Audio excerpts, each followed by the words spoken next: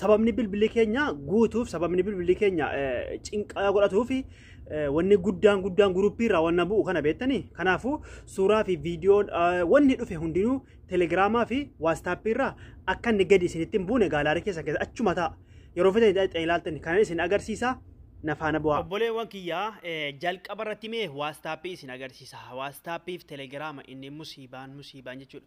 Garuu imoonis guruppii erga baay'ee ta'e galee jira. Jalqaba waastappii keessan keessa galtanii an waastappii isa isiniif maxxanse kana egaa hordoftoonni kiyya ni beektan jedhee yaada waastappii isa kana jechuudha. Kanaafuu waastappii kana keessa galtanii tuqaa sadii xuxxanii siitingii xuxxanii asirratti istoorijii isaa keessa galtanii. Garuu waastappii noormaaliin chaati bakkeettu kana keessa istoorijii isaa keessa galtanii hundaafuu isa kana kunoo waayifaayi fi daataa fi akka yaani wanni daataadhaan dhufeef wanni waayifaayiidhaan dhufe jechuudha yaani mobaayil daataa ani isin kana maal gootanii akka inni gadi isinitti hin buune raayitii kana irraa kaaftanii okkeetti gootanii audiyoonis jechuudha raayitii kana irraa kaaftanii okkeetti gootanii raayitii kana irraa kaaftanii okkeetti gootanii isin hundumaayyuu garuu gadi bu'uu hin danda'u jechuudha gaalaarii keessan keessatti abadan gadi hin bu'u ifa isiniif ta'e yoo gaalaarii keessatti gadi bu'ee hin guuta jechuudha kanaafuu akkasitti yoo cuftan immoo gadi hin bu'u gaafa waastappiin gubatu walumaan gubata hubadhaa yeroo waastappiin isin duraa gubatu kun walumaan gubata malee hin hafu jechuudha gaalaarii keessatti waastappii keessatti kanaafuu asitti akka dogoggorree isa ittaanu immoo telegiraaman isin agarsiisa. Telegiraama keessan keessa ni seentanii telegiraamnis baay'ee rakkoo fidaara telegiraamni guruppii baay'ee jira. Guruppii hedduutu jira gaa guruppii gara dhibba kudha meeqa qaba nam tokko jechuudha. Kanaafuu telegiraama keessa sarara sadii kana xuxxanii siitingii xuxxanii akkas ol achiftaniitii chaat siitingii siyattu kana asirratti xuxxanii. Sana booda akkas xiqqoo si ol harkiftanii asirratti seeftoo gaalaarii siyattu kana jirti kiyya cufaadha keessan akkanatti banaa jirti warri gadi buusaaru jechuudha. Isii kana akkana cufattanii ofirraa yoo akkana cufattanii gadi bu'uu hin danda'u jechuudha. Ifa isiniif ta'eera miti.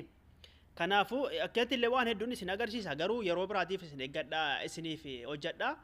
Kana kan gaalaarii keessatti gadi bu'u qofa cufadhaa isin audiyoonis imoojii garaagaraa wanna garaagaraa jira kanammoo kanuu akkuma inni gaalaarii keessatti qofa seef hin taane faayilii keessatti ni bu'a kan faayiliis kan irraa cufamu kophaatti jira jechuudha garuu asirratti kan gaalaarii keessatti bu'uu dhiisee kun faayilii keessatti yoo bu'e yoo gubuu barbaadan faayilii keessa galtanii faayilii fakkeenyaaf mee duratu kan imoo isin agarsiisa kan faayilii kan telegiraamaa isin agarsiisa karaa gabaabaadhaan kan imoo immoo dhiifama naa godhaa dhiifama. Kan imoo keessa galtanii gizee imoo keessa galtan yoo feetan sarara sadii dakaa xuxxanii yoo feetan isa gaaraa xuxxanii profaayilii keessa xuxxanii siitingii xuxxanii sana booda gizee akkanatti dhuftanii istoorijii isiyattu kana akkas cuqaaftanii sana booda isii olii fidattanii kana lamaan keessa yoo banaa jiraate yoo akkanatti banaa jiraate akkas gootanii ifa isiniif ta'e akkanatti cufattan isin gala jedhee yaada isa ittaanu immoo faayilii isa man jedhe immoo isin agarsiisa faayilii jechuun mee isin agarsiisa obsaan eeggadha kunoo maay faayilii siyettu kana faayilii isii kana faayilii isii kana fakkeenyaaf telegiraama gaalaarii keessatti hin bu'u miti garuu telegiraamni faayilii keessatti bu'a faayiliin gaalaarii keessatti yoo hin buune faayilii keessatti bu'a isin immoo maal gootanii achittis telegiraama keessatti ofirraa cufuu hin dandeessani asittis immoo yoo naafa bu'u kan hin barbaade keessaa gubetan fakkeenyaaf faayilii kanu istoorijii keessa yoo galtanii kan memooriidha.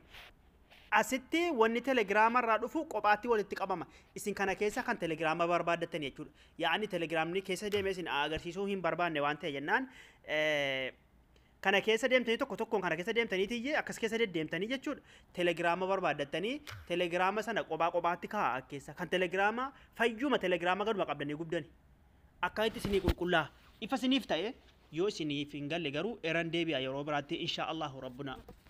Kanaafuu kana ofirraa qulqulleeffadhaa kutaa biraatiin walitti deebina nagaan naa